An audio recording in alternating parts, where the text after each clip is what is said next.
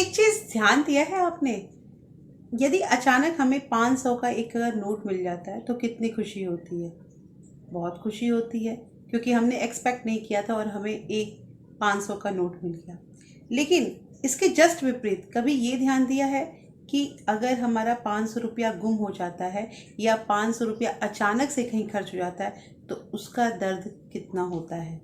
मेरे ख्याल से ये अनुभव सबको हुआ होगा कि जितने मिलने में खुशी नहीं होती है, उससे कई गुना ज़्यादा अगर हमारे वो पैसे गुम होते हैं तो लगता है।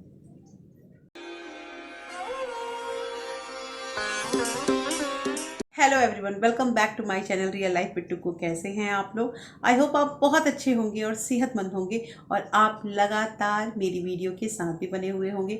दोस्तों, आज की वीडियो में हम बात करेंगे कि मिडिल क्लास फैमिली के जो नौजवान होते हैं या मिडिल क्लास फैमिली में जो हम लोग रहते हैं, आखिर ऐसी कौन सी हम गलतियां करते हैं कि हमारा पैसा जो है वो सेव नहीं हो पाता है, या हम कभी भी ये नहीं सोच पाते हैं कि हम फाइनेंशियली कभी फ्री हो पाएंगे।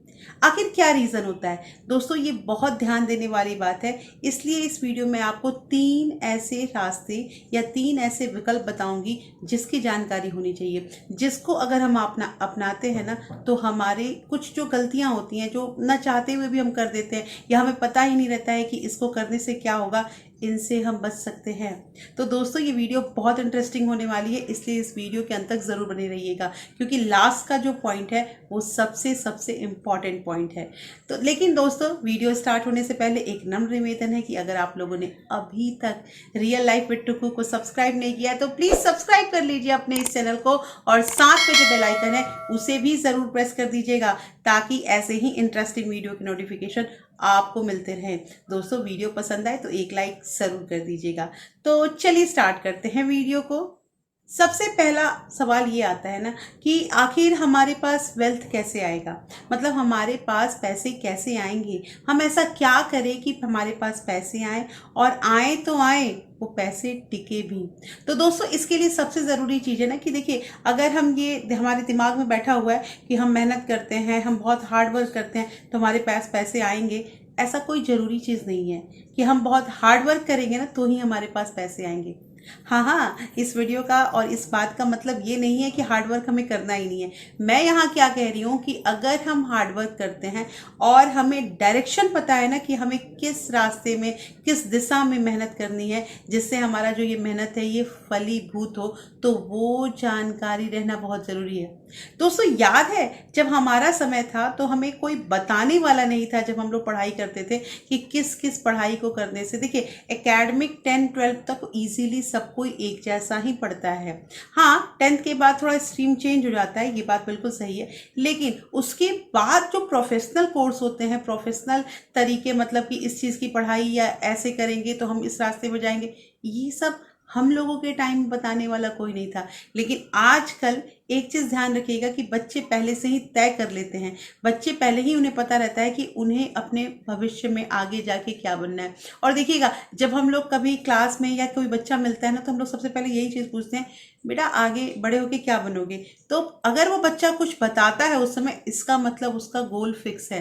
तो उसका जब गोल फिक्स है ना तो वो उसी डायरेक्शन में काम करेगा, और उसी डायरेक्शन में अगर उसका काम होगा, वो मेहनत करेगा, तो वो आगे बढ़ेगा ही बढ़ेगा। लेकिन हमारे साथ क्या प्रॉब्लम है कि हम सोचते हैं जो हो रहा है सो हो रहा है। सेम वही चीज़ पैसों के साथ होता है दोस्तों।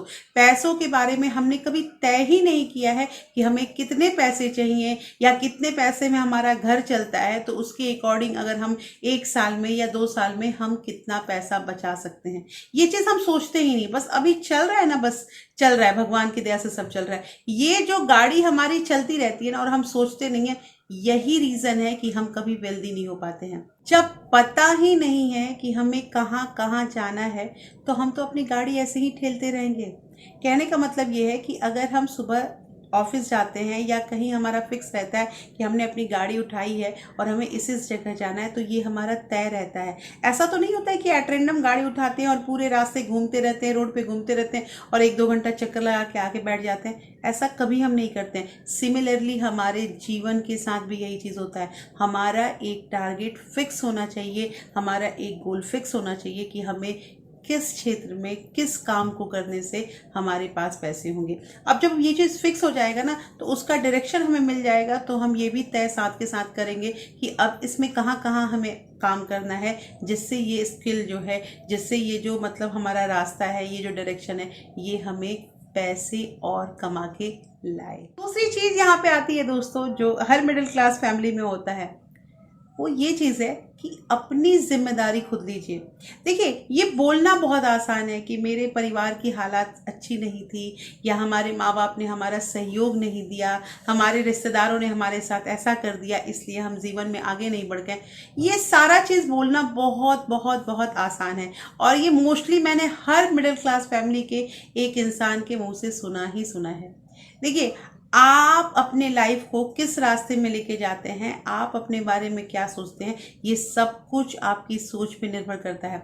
अगर आपने सोच लिया ना कि आपको आगे जाना ही है, आपको सक्सेस होना है, आपको पैसे वाले बनना है, तो आपको कोई नहीं रोक सकता है, चाहे वो आपका कोई रिश्तेदार हो, चाहे वो आपकी फैमिली का कोई मेंबर हो। लेकिन यहाँ पे हम करते क्या है, अगर हमारे साथ कुछ गलत हो जाता है तो हम तुरंत दूसरे के ऊपर ब्लेम गेम खेलना शुरू कर देते हैं। ये अक्सर होता है छोटी से छोटी बातों में, चाहे आप संयुक्त परिवार में रहते हैं या आप एक न्यूक्लियर फैमिली में रहते हैं, ये चीज़ होता ही है।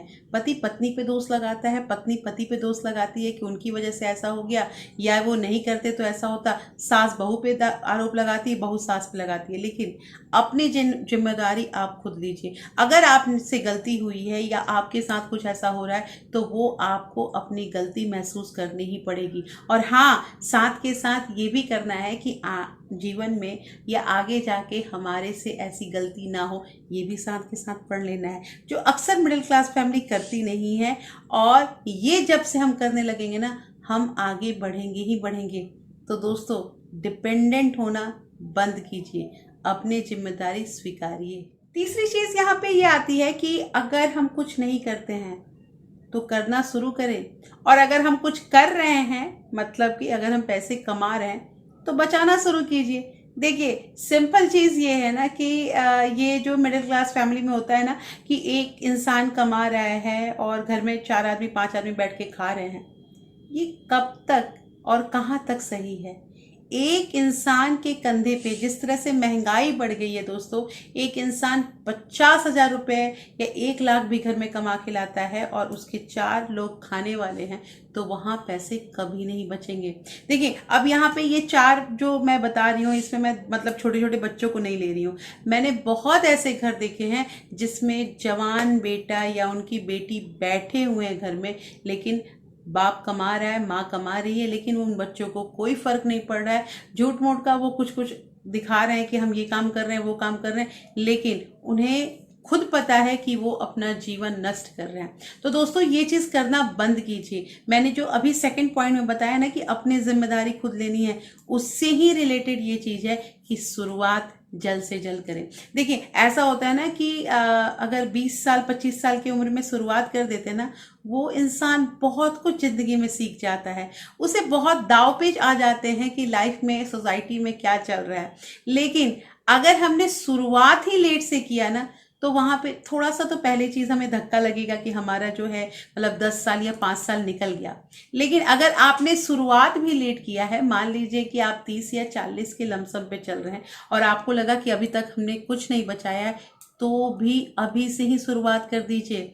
अब टाइम आ गया है कि आपको पैसे बचाने हैं, और पैसे बचाने के साथ साथ पैसे कमाने भी हैं। अब उसको कैसे कमाने हैं, कहाँ कमाने हैं, ये रास्ता आपको खुद निकालना पड़ेगा।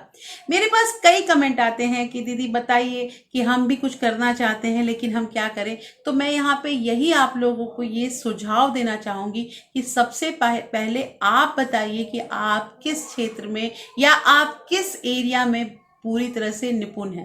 देखिए, अगर हम सोसाइटी की नीड को फुलफिल करते हैं, मतलब हमारे सोसाइटी में, हमारे समाज में किस चीज़ का डिमांड ज़्यादा है, ये चीज़ हम ही समझ सकते हैं। तो अगर हम ये समझ जाते हैं तो हम पैसे ज़रूर से ज़रूर कमाएंगे, हम उनकी मदद करेंगे, हमारा वैल्यू बढ़ेगा, और वैल्यू बढ़ेगा तो हम जो मनी मांग रहे हैं, जो पैसे मांग रहे हैं, वो हमें ज़रूर मिलेगा। तो दोस्तों, यहाँ पे ये चीज़ ध्यान देना है कि शुरुआत कीजिए, लेकिन जल्द से जल्द। तो कैसी लगी आज की वीडियो मुझे जरूर बताइएगा। होपफुली ये वीडियो आपको उपयोगी लगी होगी। और दोस्तों, अगर आपको ये वीडियो इंटरेस्टिंग लगी है, आपको थोड़ा भी इंस्पायर किया इस वीडियो ने, तो आप इस वीडियो को ज़्यादा से ज़्यादा लोगों को शेयर भी कीजिए। और दोस्तों, फिर मैं मिलती हूँ आपसे ऐसे ही एक इंटरेस्टिंग वीडियो के साथ। तब तक अपना प्यार और सपोर्ट ऐसे ही बरकरार रखिएगा।